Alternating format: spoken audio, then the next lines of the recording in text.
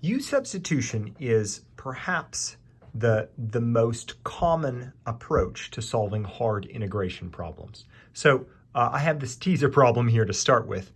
Consider a complicated integral, the integral of sine of 3x squared plus 4 times 6x. This is all inside the dx. How would you integrate something like that? Well, this is actually like undoing the chain rule. You remember with the chain rule, you had a function sitting inside a function, and it was just so messy to take the derivative of all at once. So you'd break it apart into parts, and you'd take the derivative of the outside with the inside unchanged times the derivative of the inside. We can do something similar here. So think about, what if you see something like this, sine of some messy piece. Let's call that messy piece u. And then somehow or other, you see something that looks like the derivative of u in front of the dx. Well, what do we mean by the derivative of u? I mean that the derivative of u is something like du dx. And you could sort of see that it might make sense that du over dx times dx was actually du. So the way that U-substitution works is if you have a function in terms of x inside f, the derivative of the inside function in front of that, you can rewrite that as just the function as u is a variable, du. Okay, that's a general rule, and we'll use it here specifically as an example. Okay, I see that 3x squared plus 4 is sort of sitting inside sine, and I don't really like that. Du equals, well, what's the derivative of this? 6x plus 0 dx. Now I'm going to take this and I'm going to say this thing here actually equals, the integral of sine u, and then can you see that's exactly du? Well, this is something I know how to integrate, right? I'm integrating in terms of u now. So what has as its derivative sine, in other words, an antiderivative of sine? Well, cosine has as its derivative negative sine, so we just add a negative cosine u. And then you remember when we're taking an indefinite integral, I need plus c. Well, u is something I actually just defined. So to get an answer to this problem specifically, what I need is I need to put back the u that I had. Negative cosine of 3x squared plus 4 plus any constant. And that's the indefinite integral. Okay, well, you can check any of these.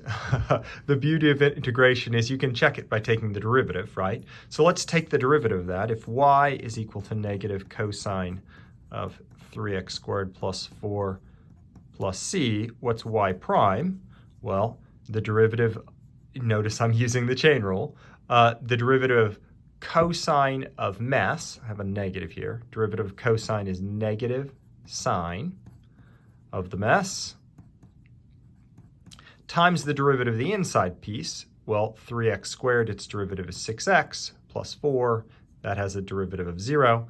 And c has a derivative of 0. So can you see that that actually was the integrand, the inside piece that was being integrated to begin with? So indeed, that's the answer to that problem. Well, you might say, okay, that's fine, but it might be fairly subtle to find the u. What about the function inside the function? Well, it actually is quite subtle. And in fact, there are times that there's more than one right answer, which is interesting. But here are my personal rules for how to deal with that. Well, when choosing the u, ask these questions. Is there a function inside a function? So if you should happen to see, the square root of 7x to the third plus 4 and plus more stuff, you might say, okay, well, I'd really like that to just be u. Life would be good there.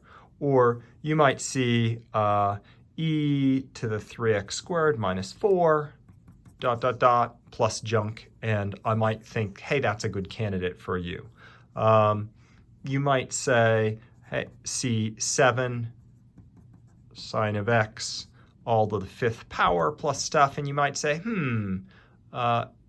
it would sure be nice to just have 7 times u to the 5th. Okay, so you're looking for something where there's a function inside a function.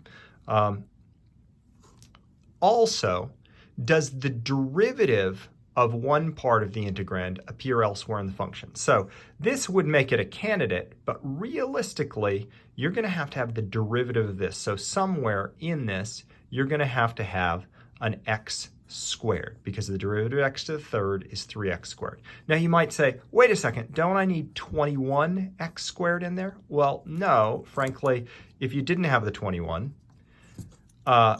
you could do that problem just fine by thinking of this as being 21 and 1 over 21, right? Something like that. You can make up a constant. A constant works just fine, but you better have the meat and potatoes of the derivative actually here. If you don't have the u squared there, if you don't have the 6x here, if you don't have a cosine x outside this madness for this derivative, then your u is not going to work. This is part science, part art.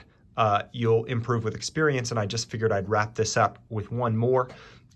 One of the very common things in U-substitution is, man, things in the denominator are a mess. So think about that as your function within your function. Maybe I ought to think about my u as being the piece inside the square root here. That seems like a good candidate for this problem. So let's see. E to the 3x squared plus 3. That makes du e to the 3x squared times, using the chain rule here, 6x dx. Okay. Well, this is a function inside a function, sure, but do I have that? Well, close. Now, some people just write in a 6 there and a 1/6 there. That's a great method, but I just want to highlight another method. Some people actually divide by the 6 over here. Oops, that x squared is in the exponent. And so then they take that and they say that's actually equal to du over 6. So they would rewrite this as all of that is du over 6.